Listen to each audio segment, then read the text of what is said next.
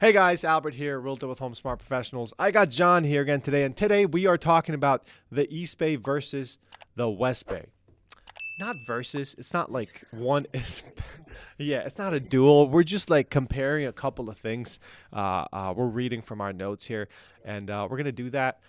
Let's get into this video. We're going to cover some towns, some small things that are to do, and what characteristics kind of differentiate these two towns. But before we get into the video, subscribe to our YouTube channel. This is Living in Rhode Island. Everything you need to know about living in Rhode Island, you will find here. If you're thinking about moving here, don't hesitate to reach out. You know where to find us. Our information is always somewhere around here. Reach out to me, reach out to John, reach out to anyone in the team. Send us a smoke signal. So with that said, let's get into today's video. The East Bay versus the West Bay. There are two different areas, obviously, of Rhode Island. And they're separated by Narragansett Bay, which we are not talking about today, right? Although if it wasn't there, we wouldn't be talking about what we are talking about either. It wouldn't be an export Narragansett Bay. Yeah, you're right. We're indirectly talking only about the Narragansett Bay here. Oh, dude, you just like messed me up right. Whoa. East Bay and West Bay. Here's some towns that are on the East Bay.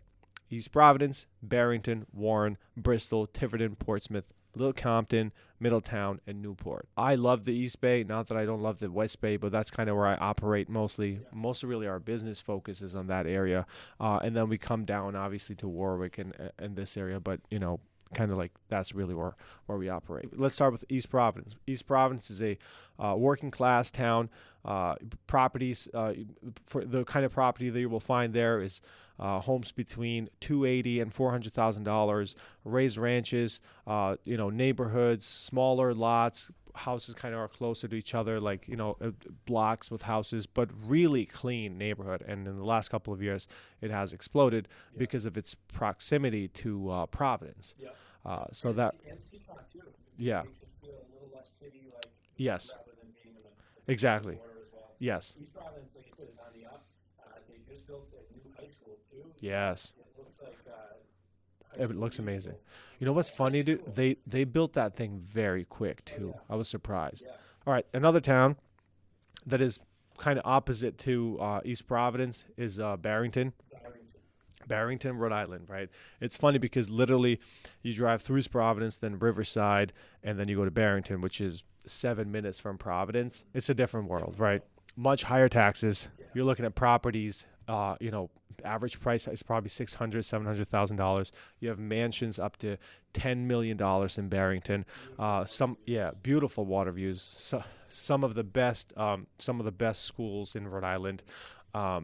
So that's really what Barrington will offer as a town. People eat the high taxes to send their kids to school. Yeah, that's the main reason. That's the main reason. Yeah. The town, if the town itself is pretty quiet, doesn't have a lot going on, but there's a couple of restaurants here and there, but it's a solid town, one of the most solid towns. But by the way, another thing, it's one of the most market-proof towns in Rhode Island. I don't know if you knew that. Even when the economy and market shifts, Barrington stays strong all the time. A lot of that reason is probably because of who attracts. Exactly. Recession-proof people, correct? Yeah, that's what it is. Some other towns, like I said, Warren, Bristol, Tiverton. Warren, Bristol, and Tiverton will kind of give you a vibe of like a farmy town area. There's especially Tiverton that has a lot of farms, a lot of land. You could buy a property with 4 or 5 acres there. Warren and Bristol are really good towns. Like if you want to get a summer house, especially in Bristol, there's a lot of people who are looking to get summer houses there, and good things to do. Really good restaurants. The summer is fun. Main Street in Warren is always popping. Bristol has Bristol has a lot of restaurants and activities during the summer. I know I'm talking a lot, but if you just feel free to. Quite frankly, you know a heck of a lot about it. Yeah. My favorite restaurant in the world is in Bristol. Yeah. What is it? Pomodoro. It's I don't know if you ever heard of it, Mason. We were just last week. It's a small, like it's as small as our office. But yeah, it's really good. It's really good. Middletown and Newport now are completely two different beasts compared to all these other towns. Newport could probably match Barrington as far as property values and these things, but when it comes to lifestyle, Newport is its own beast. Probably the highest the most frequent visited out of state people tour probably the number one tourist destination in Rhode Island. Not probably, for sure. Yes, for sure. Like if you go there during the summer, we just mentioned it earlier. Half of the people who live there, not half of the people who visit there are either international or from all over the country that are visiting. It's actually funny because not a lot of Rhode Islanders like to go to Newport for some reason. And honestly, full-time residency in Newport is a lot different than Yes. the summer. Correct. Yes. So there's a lot to be. It's really unique. It really is. When you talk about the upper echelon of Newport, it doesn't fit. Yeah, it doesn't. No, and there's activities and things to do all day long. It never stops.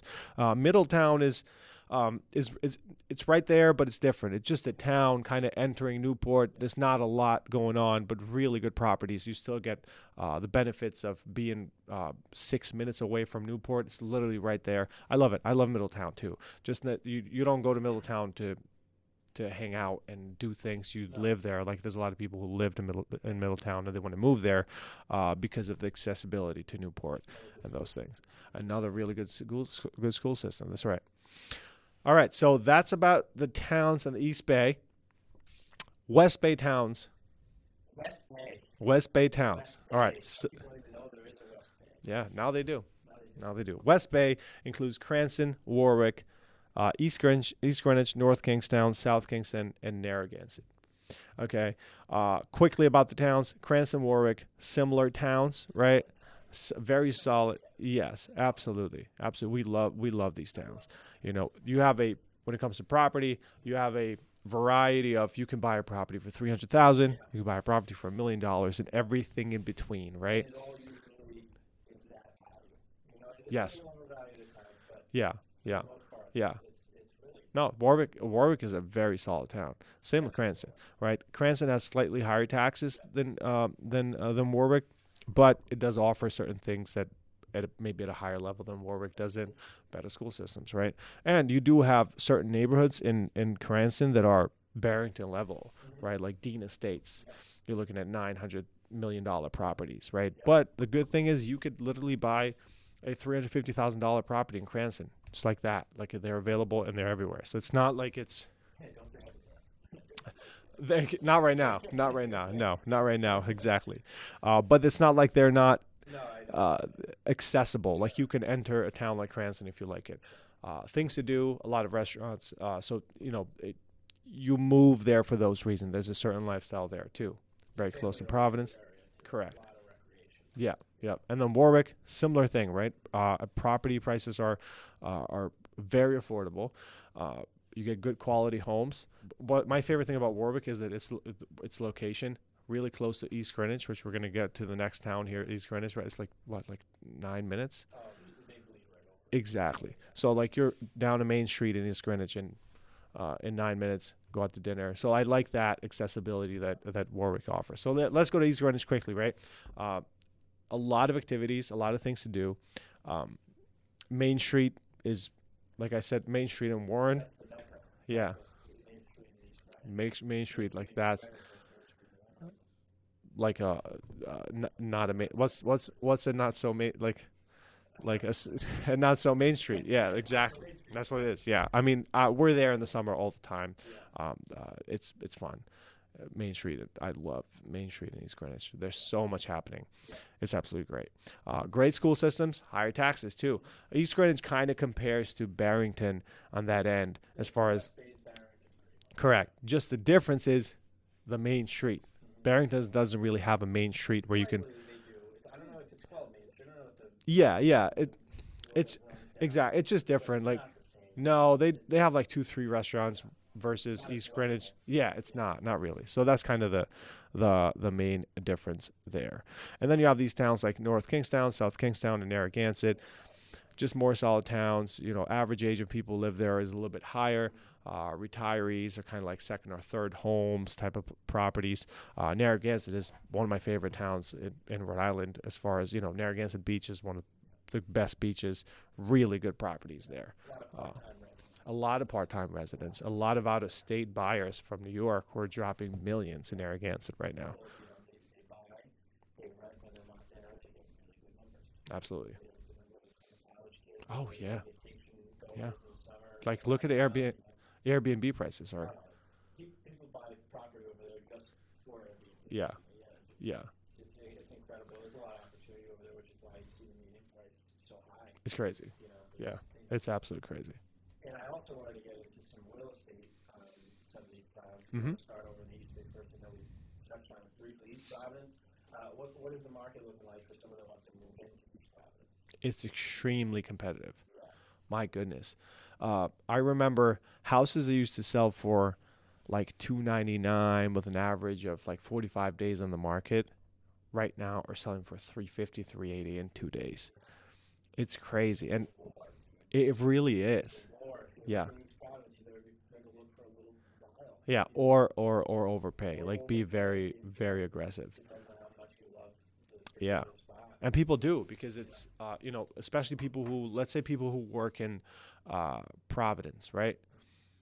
Dude, it's 5 minutes. I used to live in East Providence and I loved it. You know, my access to the highway was 2 minutes, and then I'd get on the highway, be here in the office in 15 minutes. East Providence, centrally located, Yeah, it's great. residential. Very residential. Yeah. It's a good spot. It's a little bit different than the Barrington market, obviously. Oh, Barrington yeah. market we talked about briefly. Different. Um, Completely different. through the roof. Yeah. Really high level. Yeah. Market over there. Absolutely. Yeah. Yeah, we get people. The people who reach out to us regarding the Barrington market are, like, let's say out of state people that I'm noticing that are reaching out to us are the people who are looking between like 700 to $1 million. Like that's the sweet, but like really that's the, because if you see like $2-3 million properties in Barrington, they're sitting on the market for a little while. Not crazy long, but they're sitting a little bit. But the between 7 and $1 million, those properties are flying off the shelves, because think about who's trying to move there, right? Young families whose kids are getting ready to go to school. So school system is very important. And usually those people call us and say, hey, I'm considering Barrington or East Greenwich. Which one should I choose and why?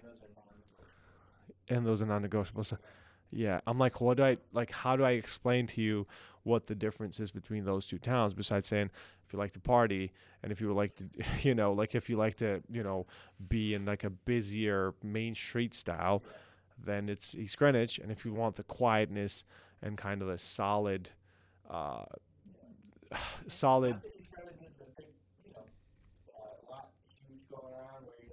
Oh no! If you want the option of getting in your car, driving 3 minutes down to Main Street, and then have a great time, bars, restaurants, like just you can spend the whole night there, right? Walk around, that's where you go. Barrington doesn't offer that, right? Like Barrington doesn't, and a lot of people move there for that reason. They want the quietness.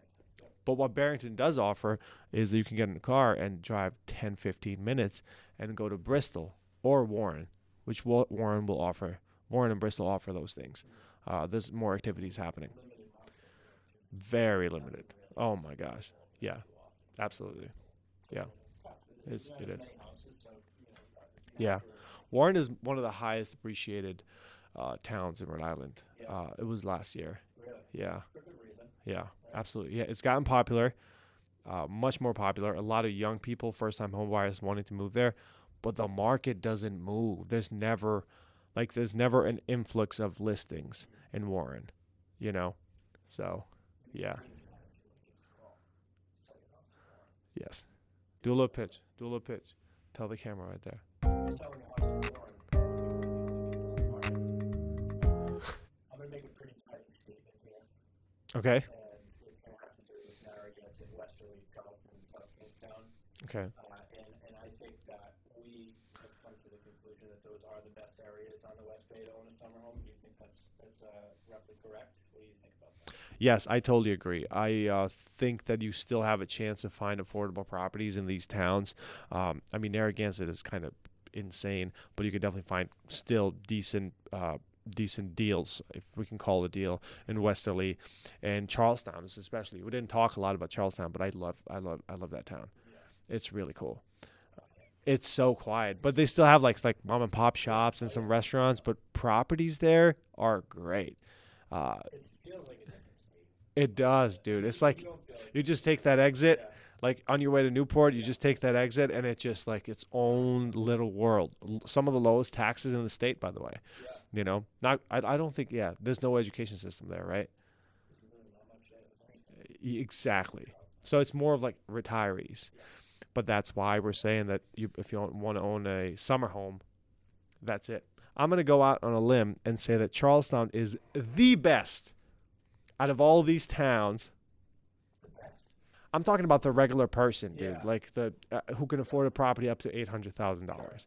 That's what I'm talking to. The regular person, right? Yeah, Charlestown. The regular person who can afford a summer home. That's what I'm talking about. Yeah, Newport. wrap this thing up, I Yeah. think the thing to remember about the West Bay is it's just a little bit busier. Obviously not Charleston as we just talked, but it's a little bit busier. Yeah. You're right through the 95 from Connecticut, Yeah. New York. Yeah. You're right on the cusp of that.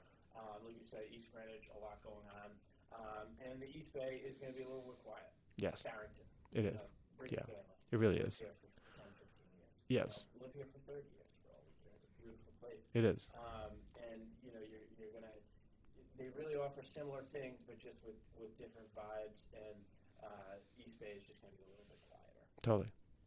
I agree. All right, guys. Well, there you have it. East Bay versus West Bay. Again, I don't know why it's versus because they're both great and they're both winners in my heart. Yeah. We don't Exactly. Yes. Although Rhode Island's do that. All right, guys. Here you have it. East Bay versus West Bay. If you have any questions regarding these towns, if you're thinking about moving to these towns, let us know. Reach out to us, John, Albert, anyone on our team. Like I said earlier, you know how to find us. Hey guys, if you like that video and you want to subscribe for more content, make sure you hit this button right here. And if you want to make sure that you see our latest video, and I suggest that you do go see it,